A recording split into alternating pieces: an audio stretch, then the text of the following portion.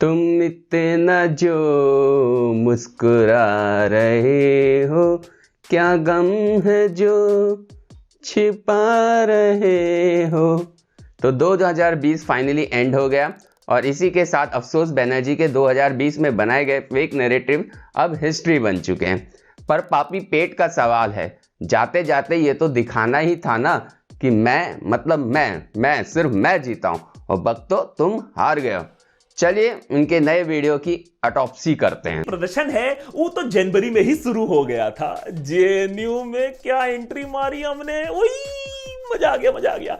अरे बहुत सारे स्टूडेंट्स का तो हमने भूगोल ही बदल दिया, वहां ज्योग्राफी तो जनवरी में हाय हाय जेएनयू का रोना हुआ। कितने मासूम है जेएनयू के लाल चड्डी गैंग वाले। मतलब क्या अब छात्र सर्वर रूम भी ब्लॉक नहीं कर सकते? वाइस प्रेसिडेंट के ऑफिस की दीवारों पर गाली नहीं लिख सकते? क्या वो स्टूडेंट्स जो पढ़ना चाहते हैं उन्हें रोका नहीं जा सकता एग्जाम देने से? और तो और विवेकानंदा जी की स्टैचू को ही तो वैंडलाइज करके इस देश में क्रांति आएगी। इस देश की यही तो हालत रही है। तो क्या हुआ? जो प्रोटेस्ट फेल हुआ और 88% स्टूडेंट्स ने हॉस्टल फीस भर दी थी। आखिर जो हंगामा कर नेतागिरी करनी थी वो तो कर ही लिया। तो भाई साहब दिसंबर 2019 में कह रहे थे बिना जामिया एडमिनिस्ट्रेशन के परमिशन के पुलिस दंगाइयों की तुड़ाई करने अंदर कैसे घुसी। वही जनवरी 2020 में बोल रहे थे जेएनयू में पुलिस अंदर क्यों नहीं घुसी। सब सस्ते नशे का कमाल है भाई साहब, सब सस्ते नशे का कमाल है। बंदा कंफ्यूज हो जाता है। इसकी शान बान में एक बढ़ोतरी आई। नमस्ते ट्रंप के इवेंट से, आहा क्या इवेंट था है? अरे जिस पर लिप्टाडो का तो बर्नॉल मूवमेंट हो गया। अरे बर्नॉल तो खत्म ही हो गया देश में। अरे बोलने लगे कि कोरोना फैल रहा है। मोदी जी लाखों के लोग अभी जेएनयू का प्रोपेगेंडा फेल होने का दुख सहन नहीं कर रहे थे कि नमस्ते ट्रंप इवेंट हो गया। 2002 से जिन लोगों ने कोशिश की कि मोदी को यूएस का वीजा ना मिले, उसी देश का प्रेसिडेंट मोदी के रहते इंडिया कैसे आ गया। तो भैया ऐसी सुलगी कि छुपाए ना छुप रहा था। पर इतना भव्य आयोजन पर रोने का कुछ तो एक्सक्यूज देना ही था, इसलिए बोल दिया कि देखो भैया कोरोना फैल रहा है। वो बात अलग है कि ट्रंप 24 फरवरी को आया और उस समय सिर्फ 30 केसेस थे और सबके सब क्वारंटाइन भी कर दिए गए थे। कहने का मतलब है कि अगर कांग्रेस के समय क्लिंटन ओबामा आए तो सब कुछ बहुत सही है, पर ट्रंप आ गया तो सब कुछ बिगड़ गया। और ऐसी सुलगी कि क्या बताया जाए। अफसोस बनर्जी के घर कोई आता होगा तो शायद अफसोस बनर्जी अपने घर की साफ सफाई नहीं करता है। पर भाई देखो हमारे घर की तो परंपरा रही है, किसी भी अतिथि के स्वागत के लिए हम घर की को साफ सुथरा कर देते हैं, उसका भव्य स्वागत करते हैं। और जैसा मैंने कहा सस्ता नशा रहता है तो बंदा कंफ्यूज हो जाता है।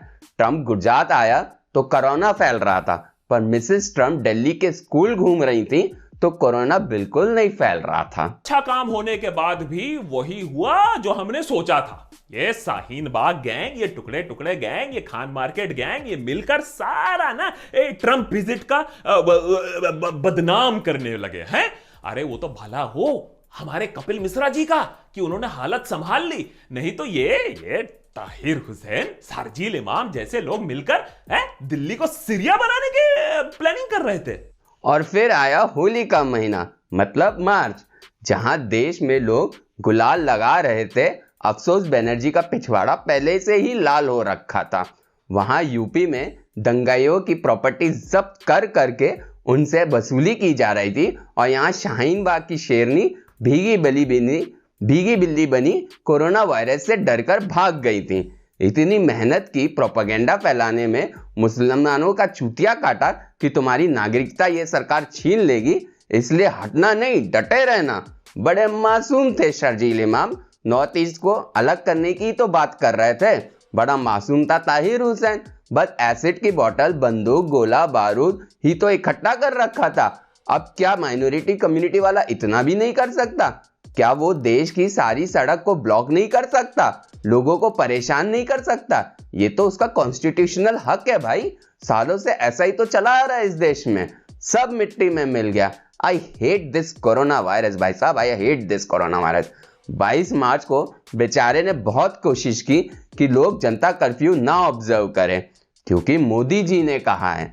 पर देश का सहयोग क्या मिला कि अफसोस बनर्जी के पिछवाड़े आग लग गई। सोच कर देखिए, एक तरफ देश के बिचौलिए भारत बंद बोलते हैं, कोई नहीं करता भारत बंद। दूसरी तरफ मोदी जी ने जनता कर्फ्यू कहा, 90% जनता ने इसको ऑब्जर्व किया। रोना था उनका शाम को निकला जब लोगों ने ताली पीटी। यहां लोग घंटी अपने यहां बजा रहे थे टू थैंक फ्रंटलाइन वॉरियर्स, वहां अफसोस बनर्जी का घंटा बज रहा था। पर वही पुराना तरीका, अपने दुख को छुपाने के लिए कहना पड़ा, थाली पीटने से कोरोना वायरस थोड़ा ही खत्म हो जाता है। खैर, दुकान तो इनकी चलती रहनी चाहिए। ये लिबरल्स, अब मैं क्या बोलूं, ये लिबरल तबलीगी टाइप लोग हैं। इन लोग ने थाली नहीं बजाई और इन लोग ने खूब सारी पार्टी की है और कोरोना बच के निकल गया। अरे वरना आज देश, हम विश्व गुरु होते हैं, आज विश्व गुरु। फिर भी हम जंग जीत सकते थे। मोदी जी ने खेला अपना सबसे बड़ा मास्टर स्ट्रोक।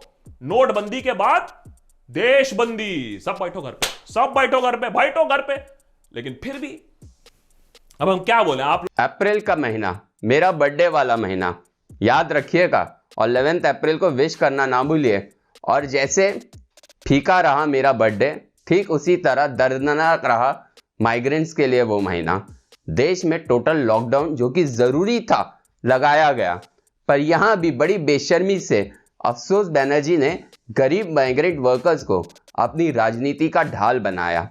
लॉकडाउन जरूरी था ताकि लोगों में संक्रमण ना पहुंचे, पर जहां अफसोस बनर्जी को स्टेट्स जैसे महाराष्ट्र, पंजाब, दिल्ली, उधर के सीएम से पूछना चाहिए था कि माइग्रेंट वर्कर्स के लिए सुविधा क्यों नहीं किया कि वो वहां पे रुक सके।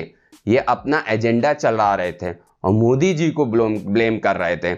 मतलब जहां बीजेपी की सरकार है वहां बीजेपी के सीएम रेस्पॉन्सिबल है, पर जहां नहीं है वहां मोदी जी रेस्पॉन्सिबल है। इतना ही नहीं दोस्तों, यह भी नैरेटिव बनाया गया कि लॉकडाउन से माइग्रेंट्स की नौकरी चली गई है, गरीब हो गए हैं सबके सब। मतलब पैसा जान की कीमत से ज्यादा होता है। अफसोस बनर्जी के जैसे वल्चर्स ने लाशों को भी नहीं छोड़ा। जो श्रमिकों की हेल्थ कंडीशन से डेथ हुई, उनकी डेथ का कारण खाना ना मिलना बताया गया। ऐसा फेक नैरेटिव फैलाया गया जो कि बाद में एक कोरा झूठ साबित हुआ। ये गिद्ध हैं जो लाशों को नोच खाते हैं। अफसोस बनर्जी को अगर इटालियन फैमिली के पिछवाड़े चाटने से फुर्सत मिलती तो बताते कि कैसे महाराष्ट्र, जहां कांग्रेस की सरकार है, वहीं से सबसे ज्यादा श्रमिकों को मजबूर किया गया कि वो मुंबई, पुणे जैसे शहरों को छोड़ के भाग जाएं। और वहां इटालियन राजमाता नौटंकी कर रही थी कि माइग्रेंट्स के लिए ट्रेन का टिकट का पैसा वो देंगी। दिया एक चवन्नी नहीं, मां तो मां, बेटी उससे बड़ी फ्रॉड निकली। राजस्थान बॉर्डर पर बस है के नाम पर 3 पहिया स्कूटर, मोटरसाइकिल के नंबर देकर बोल रही थी कि हम अपने बस में श्रमिकों को घर पहुंचाएंगे। फुल फ्रॉडगिरी। पर क्या है, अफसोस बनर्जी इन सब के बारे में कभी नहीं बोलेगा। आखिर पेमेंट जो 10 जनपद से आनी है। हाँ, इस वीडियो में एनडीटीवी की हेडलाइन बता दी कि आरजेडी सिंगल लार्जेस्ट पार्टी थी, पर यह नहीं बताया कि स्ट्राइक रेट सबसे अच्छा बीजेपी का था। तो एक किसान और दूसरा माइग्रेंट वर्कर, इन लपट झंडुओं के फेक नैरेटिव के झांसे में कभी नहीं आने वाला। उसको पता है, उसे घर तक पहुंचाया था सिर्फ बीजेपी ने, श्रमिक ट्रेन चलाकर, मुफ्त पानी और खाना देकर। दिल्ली बॉर्डर हो या यूपी बॉर्डर हो, माइग्रेंट्स अपने घर तक योगी जी द्वारा चलाई गई बसों में घर पहुंचे थे। लेकिन हमारी सफलता सबको रास नहीं आई है। अरे हमने चीनी को चाय से निकालकर गले क्या लगा लिया, उसने हमारे ही पीठ पर छुरा भोंक दिया है। अरे बॉर्डर पर हम पे ही हमला बोल दिया, लेकिन हमारे जवानों ने कार्रवाई की, जवाब दिया उधर बॉर्डर पर, और हमने जवाब दिया इधर प्ले स्टोर पर। PUBG ban, TikTok ban. फिर आया मई से जुलाई तक का महीना, इंडिया चाइना स्टैंड ऑफ। क्या है कि मोदी जी ने सर्जिकल स्ट्राइक करके दुनिया में अपना नाम कमाया। अफसोस बनर्जी जैसे लोगों का पिछवाड़ा लाल हुआ। तो जब बौखलाया चाइना नो मैन्स लैंड में घुसा या आगे बढ़ने लगा तो अफसोस बनर्जी लोगों ने नंगा नाच शुरू कर दिया। देखो चाइना इंडिया में घुस गया है।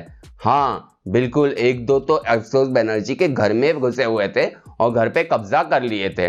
क्या है ना, पप्पू कह रहा था कि चाइना इंडियन टेरिटरी पर कब्जा कर रहा है, तो निकल पड़े पिद्दी भी ये बोलने कि हाँ चाइना ने इंडिया को इन्वेड कर लिया। वो बात अलग है कि MOU की कहानी सामने आने लगी। स्काई चिन और पीओ की याद दिलाया गया इन पिद्दियों को। खैर, ऑन सीरियस नोट, हमारे 20 जवान शहीद हुए, पर चाइना के 50 से ज्यादा जवानों को हमने निपटाया भी। और जब ये लोग कहते हैं कि चाइना इंडियन टेरिटरी में कब्जा कर रहा है, तो ये एक तरीके से इनडायरेक्टली कहना चाहते हैं कि हमारी आर्मी इतनी वीक है कि चाइना कब्जा कर रहा है और इंडियन आर्मी कुछ नहीं कर पा रही है। इंडिया ने चाइना के साथ डायरेक्ट वॉर नहीं की, पर हाँ BRO ने बॉर्डर पर रोड, एयर जोन एटसेट्रा के काम भी नहीं रोके। एप्स बैन करने पर कितना भी फेक नैरेटिव बना लो, पर सबको पता है बिलियंस ऑफ डॉलर्स का नुकसान झेल रहा है चाइना आफ्टर ऐप बैन। कई सारी कंपनीज चाइना से इंडिया में अब शिफ्ट हो रही हैं, पर अफसोस बनर्जी इनके बारे में कभी नहीं बताएगा। में हमारी डेवलपमेंट ये पेंडेमिक भी नहीं रोक पाई है। पेंडेमिक के बीच में जब दुनिया की इकोनॉमी यहां से वहां हो गई, तब भी हमारा 13,000 करोड़ का इंफ्रास्ट्रक्चर प्रोजेक्ट एकदम लाइन पर है। क्यों ना बनाए पार्लियामेंट? अरे जब मोदी जी हमारे शाहजहां है तो ताजमहल भी नया बनना चाहिए है। नए भारत का नया प्रतीक, नया पार्लियामेंट। हाँ बिल्कुल, सेंट्रल विस्टा अगर लाउल बाबा लाते तो सब कुछ सही होता। मोदी जी लाए हैं तो गलत है। पूछ भी लो कभी वेड्राइन से किस हैसियत से सरकारी बंगले के मजे उड़ा रही थी। ये देश में इतने सारे जो फ्लाईओवर, स्टेडियम्स, एयरपोर्ट फर्जी गांधी परिवार के नाम पे हैं, वो आखिर क्यों हैं? पूछना जब इटाली वाली की फैमिली की पिछवाड़ा चाटने से फुर्सत मिले ना, तो एक बार ये सब पूछ लेना। मोदी जी शाहजहां हैं। अबे दपड़ झंडू, 2024 इलेक्शन तक मोदी जी 74 इयर्स के हो जाएंगे, तो सेंट्रल विस्टा मोदी जी किसके लिए बनवा रहे हैं? जिसकी माँ एक छोटे से, जी हाँ छोटे से घर में जिंदगी बसर करती हो, जिसकी कुल संपत्ति 2.85 करोड़ हो, तब जबकि वो 3 बार CM रहा हो और 2 बार PM रहा हो, वो अपने लिए ताजमहल बनाएगा? सही जा रहे हो गुलामो, बिल्कुल सही जा रहे हो। जल तो तेरी उस बात से भी रही होगी कि इकोनॉमी धीरे धीरे ट्रैक पर क्यों आ रही है। सारे प्रोपेगेंडा फेल हो गए। हम ये भी बता दें, लिप्टाडू लोग सोच रहे थे कि अच्छा अब साल में आराम करेंगे हैं और कोई रोना धोना नहीं होगा, तभी आया एक और मास्टर स्ट्रोक। अरे फार्मर बिल से किसानों को जो फायदे होंगे वो किसान खुद नहीं समझ पा रहा है अभी तक है। ये तुम अल्ट्रा लेफ्ट अर्बन नक्सल टाइप लोग कितना भी भड़का लो, लेकिन ये। और अंत में भाई कितना रो रहा है फार्म बिल को गलत बताने के लिए। मतलब पंजाब हरियाणा के बिचौलियों को फार्म बिल के डिसएडवांटेज समझ आ गए, पर बाकी स्टेट्स में जो फार्मर्स हैं उन्हें समझ नहीं आ रही और वो बीजेपी को वोट करते जा रहे हैं। मैंने तो सुना था कि अगर सरकार गलत लॉज लाती है तो जनता उसे घर बैठा देती है। यहाँ तो साला उल्टा हो रहा है। और क्या टैलेंटेड फार्मर्स हैं भाई साहब। कोई मोबाइल टावर्स के उखाड़ रहा है, कोई पिज्जा बना रहा है, कोई मसाज मशीन चला रहा है, तो किसी के पास मर्सिडीज है। कालीन भी बिछ गई है, राउंड टेबल भी लग गया, और खाने के लिए काजू पिस्ता बादाम तो है ही है, मिल ही रहा है वहां पर। इतनी गरीबी वाला केक और इतनी गरीबी वाला लंगर, अगले जन्म मुहे गरीब ही कीजो भगवान, गरीब ही कीजो।